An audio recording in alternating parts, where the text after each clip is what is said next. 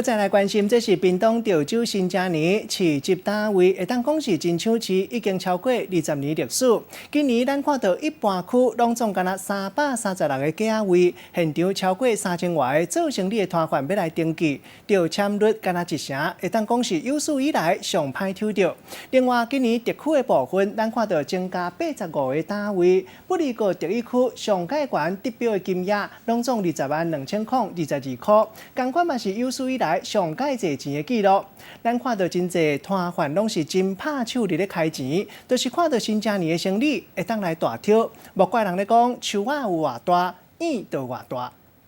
潮州体育馆内底满满拢是人，排队是排甲数十人，对楼顶一路排到楼骹，就连体育馆的外口嘛出现排长长的人。一日看过去，数千个人聚做伙，就是为着要抽春节市集的单位。无溜啦，生意可能是可做来使款，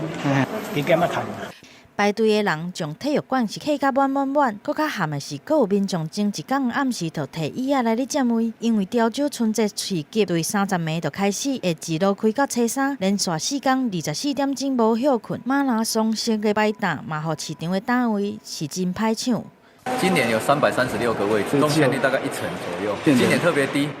尤其今年春节的市集，一般区单位游水只有336个。就算一担爱4000块，照常吸超过3000个摊商来咧登记，但抽到的机会只有1成。另外，特区的单位虽然增加到85个，但第一区同款是创下上悬的得标价202000块，第二区是181000块，上加特区的单位嘛爱28000块。敢若是特区的竞标金额，就为定公所早来超过500万的收入，创下新的纪录。